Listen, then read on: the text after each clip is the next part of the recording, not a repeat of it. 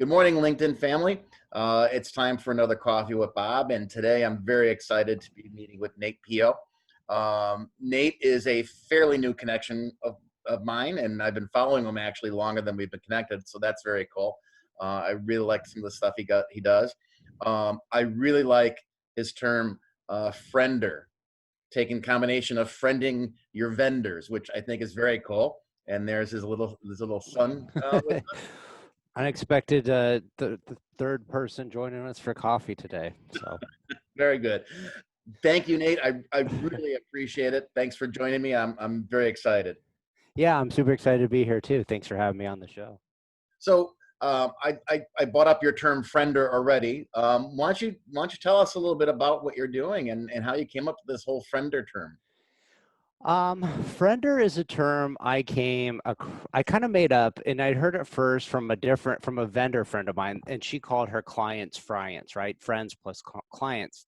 And I like the term friender, which is like as you're doing business with people in B2B world, like that you tend to do really well with people you've developed good relationships with. And the people you develop good relationships with, you build in a team, right? And because you're working hand in hand, so often you end up becoming friends in a sense. You know, a lot of people say don't mix business with pleasure, but I find that the people I have the best relationships, the most trust that I can work with tend to be friends at some level. So I was like, it only makes sense to call them frienders. And so I've been over the past year being really intentional with growing my network because I've found that as my network grows, so does the value I'm able to provide.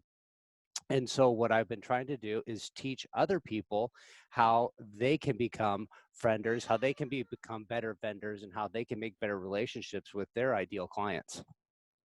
Awesome. Yeah, you've had some fantastic posts that I've learned from dramatically. So if you're not connected or following Nate, you really have to because he puts up some gold there. So as you're giving this content out in there, um, what is your main goal with working with potential clients? So my main goal when I work with clients is to show them that there's a way from taking cold relationships and making them warm. So I've been in purchasing for about 20 years, and anybody that's been in purchasing or anything that makes decisions, whether it's purchasing materials or just making decisions on which insurance you're going to go with, or like just general direction of the business, you're bombarded constantly with cold calls, cold emails, spam emails, all this bad communication, and it's really a nuisance. And I've found that there's some vendors that do it differently. They work on building relationships first, and that tend to work out better. And the better relationships you have with people, you're able to do your job better. So when I work with vendors and B2B salespeople, I try to show them like, hey, there's a different way than going and doing your 50 calls a day or just constantly bombarding, but really look to turn from a cold lead, say you don't know anybody out of business, you want to get your foot in the door. How do you find those potential clients you want to do business with? How do you engage in a connection that makes it so it's building a warm friendship first before you move into setting a meeting? And then when you go into the meeting, really understand what it is that you're there to talk about. Because a lot of times people mess up along the steps. They do good at creating a relationship, they get in the door, and then they bombard you with a bunch of useless information that really doesn't solve the day. And a lot of times in B2B sales, we're already buying your product, right? Or maybe not the one you're selling, but we have a need for what it is you're selling. It's just a matter of who we're going to choose to use it. And we probably have an established vendor already. So how are you going to build a better relationship with the person you're trying to get in front of so that they choose your products over your competitors? And it's really comes down to how well you trust the person, if you can make the person making the decisions look good, and understanding where that falls in the system. So that's what I try to do is show people like, hey, it's not just about like how great your company is, Right. how long it's been around, and how awesome your products are, and how you can save me a bunch of money and do make the world a better place. It's really like, hey, let's build this relationship and let me show you what really matters to the buyer. How can you find out what matters and how can you solve that pain point? Yeah, yeah. You use the word engage, and I like that because I'm a big believer in engaging with the people that you come to know or you want to know, especially when you're talking about it in a vendor type relationship, right?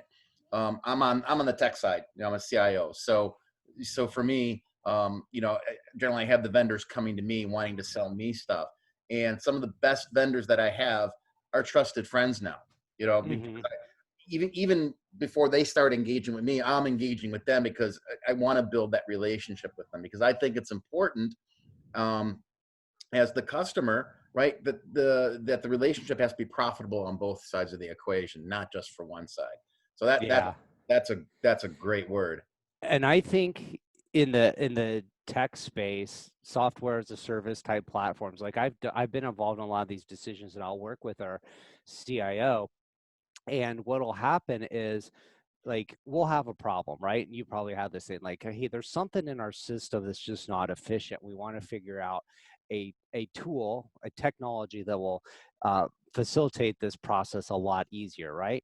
And so as soon as you get on the phone with people that are in that space, they just start telling you like what their product can do, right? They're like, hey, we could do this, we could do this, we could do this. You go, that's nice, but can you do this thing? And they're like, well, we can integrate with it, and you can hire a third party to kind of write some code, and it'll like sit on top of it. And it's like, well, then you're not really solving my platform or my problem, and I need to go. And I think there's a lot to be learned on that thing. Is the ones that do a good job of coming in on that side tend to really wait and see what your problem is, Mhm. and then try to solve a solution. A lot of times, I think people are pushing solutions like, hey, we got 100 solutions, so at least one of these will solve your problem. It's like, no, it's not. You really got to understand the problem, and everybody's got a unique challenge, and so it's figuring that out. Yeah. So here's a good question for you. For all those sales guys that are out there right now on LinkedIn, and you guys know who you are, that bombard us with in mails offering solutions without even asking us if we have an issue, what would you suggest them to make their lives a little bit easier and make it a little bit easier on us on the receiving end? I think you want to be, you want, I mean, what they're doing when they send you these emails is they're trying to make you aware that they exist, right? I get that. There's marketing that needs to be done. So you can let the company handle pushing the company stuff out, right? Let that. But you as an individual should be working on how you uniquely solve problems. So LinkedIn is a great example to build a personal brand that can also be reflective of your company brand. So what you should be doing is creating content on a regular daily basis that just highlights um, value in what you do, right? So a lot of times this is the easiest one to do is people always ask you questions. What do you do? How do you do it? What problems do you solve? There's an FAQs. FAQs make for good content because you can educate people about what you do on a daily basis.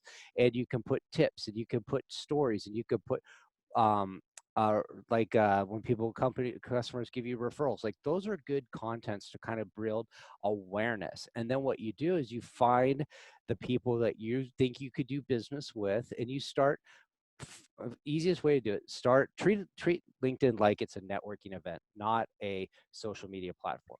So if you're going to a networking event, you're going to build relationships by saying hi to people, asking them what they do, engage in a conversation, show up regularly. You start being seen more and more often, you become familiar, and then you start having conversations that lead to business. So you can easily do that. Like if you were trying to get in front of me, you might start liking some of my posts, or you might comment on some of my posts. And all of a sudden I go, hey, who's this person that's supporting what I'm doing? And I kind of have this weird friendship development because it's like somebody I've never met in life. I just know them from a little avatar, what they post on LinkedIn. And then because they're supporting me, I might go start supporting them a little bit, liking their comments, and I see what they're about. And so all of a sudden there's like a little curiosity building, and then you can send them a message. And the message shouldn't be like, hey, now that we've connected on LinkedIn, here's how awesome I am. Let me solve your problems. This thing should be like, hey, I see you're posting a lot. What can I do to support you? What's going on? Just kind of something small, a very brief message, just kind of an introduction. Starts a conversation, and then it leads to something, and then you go, maybe week, 2 weeks, you go like, hey, let's have a coffee, let's talk about what you're up to, and then you see if there's a need. And because you've develop this friendship. Like, I might not need what you're doing immediately, but I'm going to remember it when the time comes. But I also might know somebody who I could introduce you to. So it's really about networking, just like you would do a networking event or a trade show, instead of just bombarding with the messages, the cold emails. Right. And that's awesome advice. Awesome advice. Man, I wish LinkedIn would allow me longer than 10 minutes videos, because this is a great conversation. So we're going to have to do a part 2 and maybe even a part 3 sometime soon. Yes, Uh, for sure. Absolutely.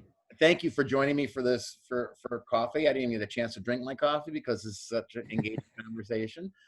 If you guys aren't following Nate, he'll be tagged in this post, of course. Please do engage with him. He's got great stuff up there, and we hope to talk to you again soon. Thanks again. Yeah. Thanks for having me on. All right, take care.